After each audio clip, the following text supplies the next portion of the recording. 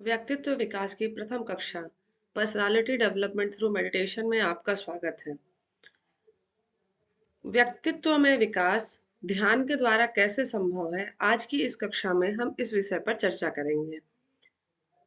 व्यक्तित्व विकास के की बात करें तो व्यक्तित्व विकास किसी भी व्यक्ति के बोलने का तरीका, उसके चलने का तरीका, उसके काम करने का तरीका, उसमें इम्प्रूवमेंट को प्रदर्शित करता है। अगर हम पर्सनालिटी डेवलपमेंट की बात करें तो सबसे पहले हम इसे रिलेट करते हैं इंटरव्यू से। इंटरव्यू में जो हमारी बॉडी लैंग्वेज होती है, जो हमारा बिहेवियर होता है, उसको जज किया जाता है। साथ ही हमारे जो दैनिक व्यवहार होते हैं, जैसे कि बात करना है, उठना है, बैठना है, चलना है, इन सारी चीजों को भी ऑब्जर्व किया जाता है। इन्हीं में इम्प्रूवमेंट की टेक्निक का जो अध्ययन किया जाता है, वो पर्सनालिटी डेवलपमेंट के अंतर्गत किया जाता है। परंतु क्या हम इसे योग के माध्यम से भी डेवलप कर सकते हैं? तो आइए आज इस प्रश्न का उत्तर खोजते हैं। सबसे पहला प्रश्न कि आखिर व्यक्तित्व है क्या? किसी के भी व्यक्ति के बारे में अगर हम बात करते हैं, तो हम उसके व्यक्ति के को सब मिलते हैं या उससे बात करने से पहले हम उसमें कुछ चीजें ऑब्जर्व करते हैं, जो कि उसके व्यवहार से प्रदर्शित होती हैं।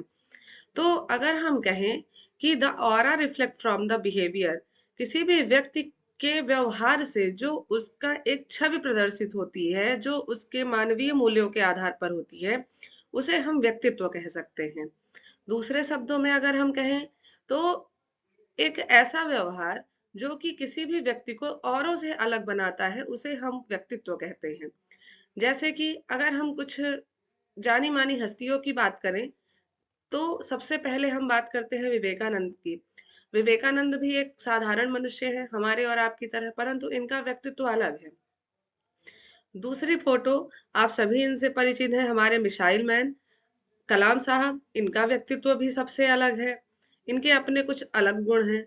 तीसरी फोटो है वाजपेयी जी की, हमारे पूर्व प्रधानमंत्री अटल बिहारी वाजपेयी जी की। इनका व्यक्तित्व की अगर हम देखें तो इनका अपना अलग एक व्यक्तित्व है। और अंत में अगर हम बात करें तो रतन टाटा, ये भी इनका भी व्यक्तित्व अलग है। तो अगर हम इन चारों चित्रों का, चारों फोटोज का अगर हम कंपैरेटिव स्टडी करें, तो हम देखते हैं कि ये चारों ही अपने आप में एक अलग व्यक्तित्व, अलग शख्सियत रखते हैं। तो इन सभी में समानता भी है और इन सभी में अपनी अपनी आइडेंटिटी भी है। तो जो इनका व्यक्तिगत व्यवहार इनके कार्यों और इनकी ह्यूमन वैल्यूज से प्रेजेंट एक्सप्रेस हो रहा है, उसे वह ही इनको सबसे अलग बना रहा है। अगर देखें तो इन्हें एक दूसरे से भी अलग बना रहा है। तो इसी प्रकार से किसी हर एक व्यक्ति में कुछ विशिष्ट गुण होते हैं जो उसे किसी अन्य व्यक्ति से अलग बनाते हैं, और वह निर्भर करता है उसकी ह्यूमन वैल्यूज पर। हम सभी के अंदर विभिन्न प्रकार के गुण होते हैं, विभिन्न प्रकार की ह्यूमन वैल्यूज होती हैं। ये जैसा कि चित्र में दिख रहा है कि हमारा जो ब्रेन है, वो अच्छाई और बुराई दोनों को रख समेटे हुए है। हमारे अंदर अच्छी वैल्यूज भी हैं, हमारे अंदर बुरी वैल्यूज भी हैं। तो जो अच्छी वैल्यूज हैं और जो बुरी वैल्यूज हैं, वो हमारी पर्सनालिटी, हमारे व्यक्तित्व को प्रभावित करती हैं। अगर हमारे अंदर अच्छी वैल्यूज अप हो जाएंगी, अच्छी वैल्यूज ज्यादा होंगी, तो हमारी पर्सनालिटी डेवलप हो जाएगी। और अगर हमारे अंदर जो अच्छी वैल्यूज हैं वो कम हो जाएंगी और जो बुरी वैल्यूज हैं वो बढ़ जाएंगी, तो हमारी पर्सनालिटी डाउन हो जाएगी। तो इस प्रकार से हमारे हमारे अंदर उपस्थित ह्यूमन वैल्यूज, हमारे अंदर पाए जाने वाले पॉजिटिव फैक्टर्स और निगेटिव फैक्टर्स हैं, जो कि हमारी पर्सनालिटी डेवलपमेंट में अहम भूमिका निभाते हैं और पर्सनालिटी डेवलपमेंट को प्रभावित करते हैं। जैसे कि पॉजिटिव फैक्टर्स, पॉजिटिव फैक्टर में पहला फैक्टर है दया, कंपैशन। दूसरा है ऑनेस्टी, पीस, रिस्पेक्ट और नॉन वायलेंस। अगर हमारे अंदर ये सभी भावनाएं अधिक हैं, तो हमारा व्यक्तित्व दूसरी तरह से प्रदर्शित होगा।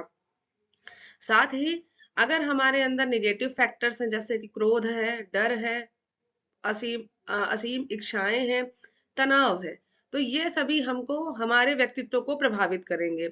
हमारे अंदर अगर ईमानदारी है, हमारे अंदर अगर शांति है, हमारे अंदर अगर दूसरों की रिस्पेक्ट करने करने की इच्छा है, हमारे अंदर अगर अहिंसा है, तो ये हमारे व्यक्तित्व को व्यक्तित्व में प्रदर्शित होंगी। इसी प्रकार से अगर हमारे अंदर गुस्सा है, हमारे अंदर भय है, हमारे अंदर तनाव है, तो ये भी हमारे व्यक्तित्व में परिलक्षित होगी। आप लोगों ने कभी देखा होगा कि कभी कभी किसी व्यक्ति के साथ बैठकर आपको बहुत अच्छा लगता है, ये लगता है कि हम इनके साथ बैठे बात करें, और कभी कभी किसी व्यक्ति के साथ बैठकर ऐसा लगता है कि हमने इनके साथ बैठकर कब मैं यहाँ से चला जाऊं, मुझे इसके साथ बैठकर अच्छा नहीं लग रहा है। इसका मतलब उसके व्यक्तित्व में ऐसी चीजें हैं जो कि आपको प्रभावित कर रही हैं, अच्छी चीजें आपको आकर्षित कर रही हैं और बुरी चीजें आपको प्रभावित कर रही हैं। तो अगर हम सीधे सरल शब्दों में कहें कि जो हमारे अंदर है, जो हमारे अंदर गुण है, मानवीय गुण है, वही बाहर परिलक्षित होते हैं और वही हमारे व्यक्तित्व का निर्माण करते हैं। किसी भी व्यक्ति का मूल लक्ष्य क्या है, चाहे वह नौकरी प्राप्त करके हो, चाहे वह अपने मन की डिग्री प्राप्त करके हो, चाहे वह आईएएस आईपीएस अपना एम अचीव करके हो, क्या है, खुश रहना। तो अगर हम ओवरऑल बात करें, इन तीनों पिक्चर्स को अगर हम देखें, तो जो थर्ड पिक्चर है वो रिफ्लेक्ट कर रही है हैप्पीनेस को। तो हम सभी का जो मूल उद्देश्य है वो खुश रहना है, और अगर हम खुश रहेंगे तो ये हमारे व्यक्तित्व में परिलक्षित होगा, और यह हमारे अंदर दूसरी अच्छी वैल्यूज को इंक्रीज करेगा। अब अगर इसकी बात करें तो जो हमारी पहली पिक्चर है वह हमारी विभिन्न प्रकार की जिम्मेदारियों को प्रदर्शित कर रही है। कोई भी व्यक्ति लगातार दिन भर में विभिन्न प्रकार की जिम्मेदारियों को निर्वाह करता है, चाहे वह उसकी शिक्षा से संबंधित हो, चाहे उसकी जॉब से संबंधित हो, चाहे उसकी फैमिली से संबंधित हो।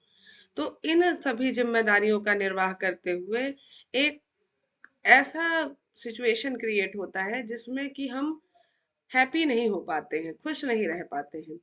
तो इसके खुश रहने के लिए हमें क्या करना होगा? खुश रहने के लिए जो दूसरी पिक्चर है उसमें अगर हम देखें तो कुछ वेव्स बाहर निकल रही हैं, तो हमें भी खुश रहने के लिए इन परेशानियों को, इन चिंताओं को वेव्स के फॉर्म में बाहर निकालना होगा, जिससे कि हम खुश हो सकते हैं। अब इस व्यक्तित्व विकास के क्रम में एक संस्था है जो कि विभिन्न प्रकार के निगेटिव फैक्टर्स, जैसे कि अभी हमने पिछले स्लाइड में बात की आपसे, जो कि गुस्सा, भय, तनाव, असीमित इच्छाएं, इन सब से अपने आप को निजात, कंट्रोल करने का, अपने आप को उससे बाहर निकालने का तरीका बताता है। अब देखिए, क्या ये गुस्सा, क्या ये भय, ये तनाव, ये सारी चीजें क्या ये एकदम से बाहर निकाली जा सकती हैं? नहीं निकाली जा सकती, क्योंकि ये इनबिल्ट हैं।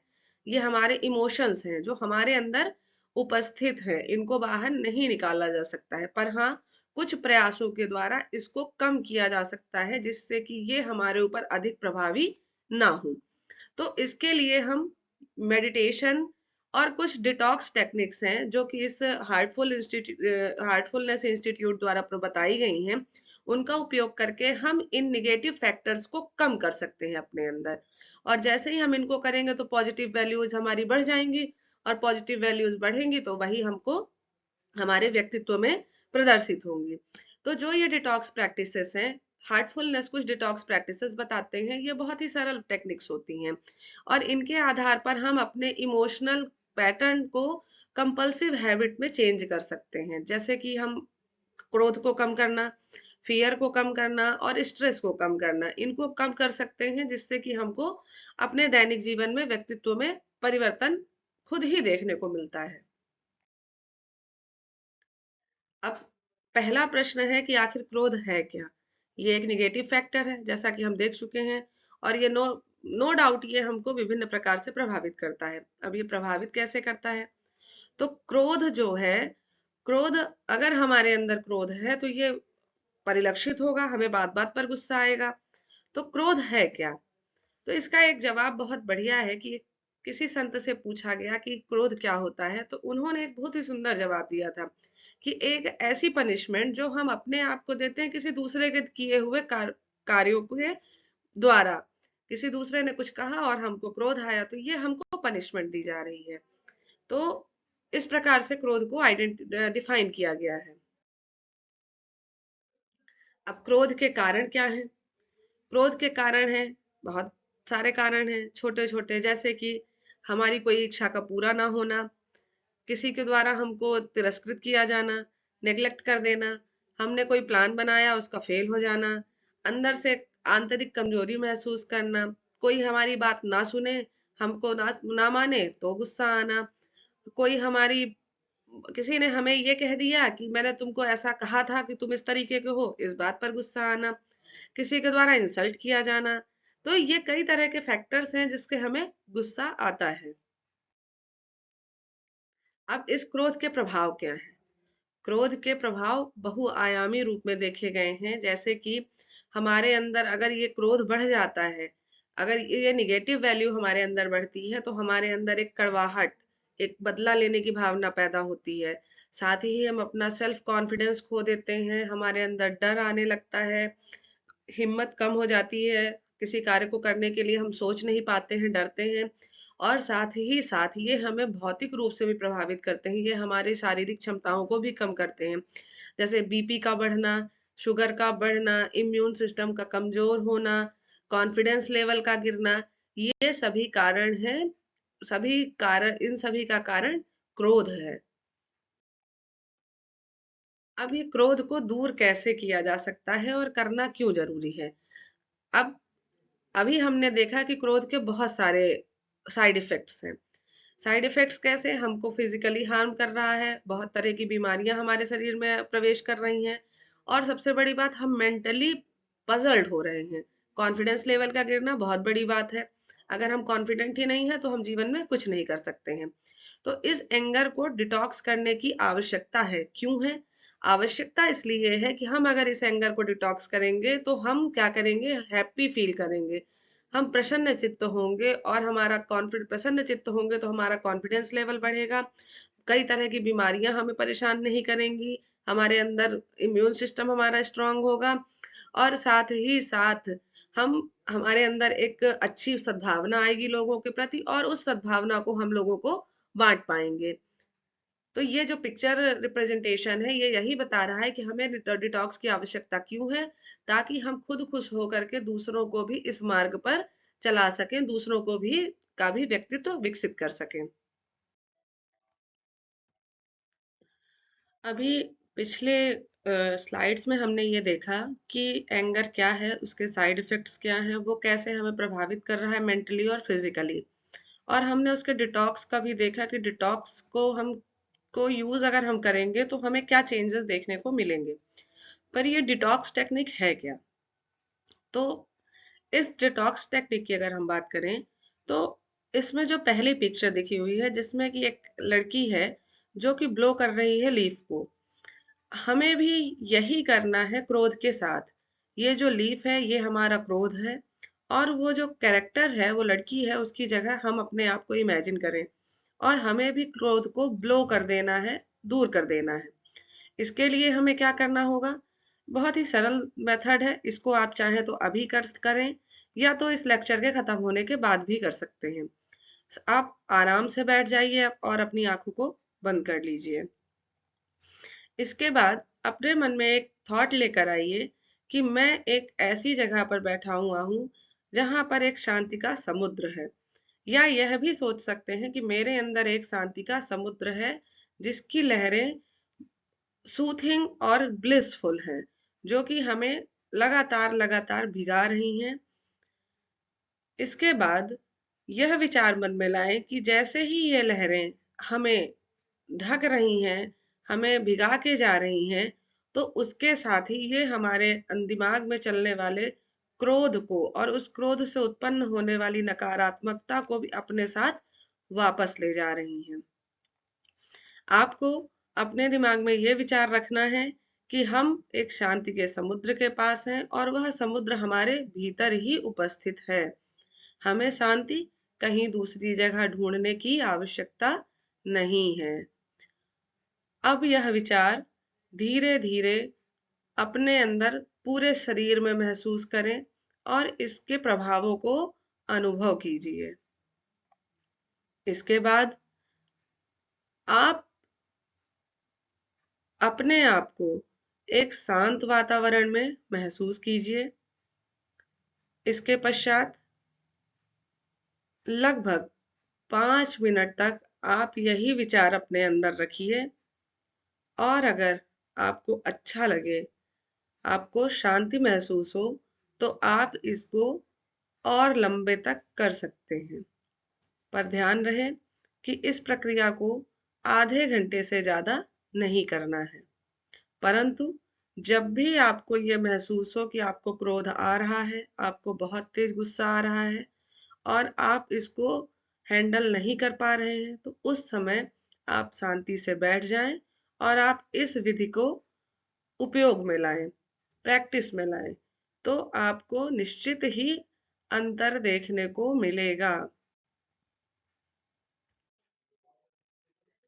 अब जरा ये सोचिए कि क्या जिस डिटॉक्स मेथड का यूज करके हमने एंगर को दूर किया है, क्या उसी डिटॉक्स मेथड का यूज करके हम जो बाकी निगेटिव पॉइंट्स हैं, निगेटिव वैल्यूज हैं, उनको भी हम दूर कर सकते हैं? क्या हम फियर और स्ट्रेस को भी इसी मेथड से दूर कर सकते हैं, या इनके लिए कोई दूसरी मेथड है? तो आप इन प्रश्नों के बारे में सोचिए और इसका उत्तर खोजने का प्रयास कीजिए। अगली बार हम और आप इन्हीं प्रश्नों का साथ में मिलकर उत्तर खोजने का प्रयास करेंगे। धन्यवाद।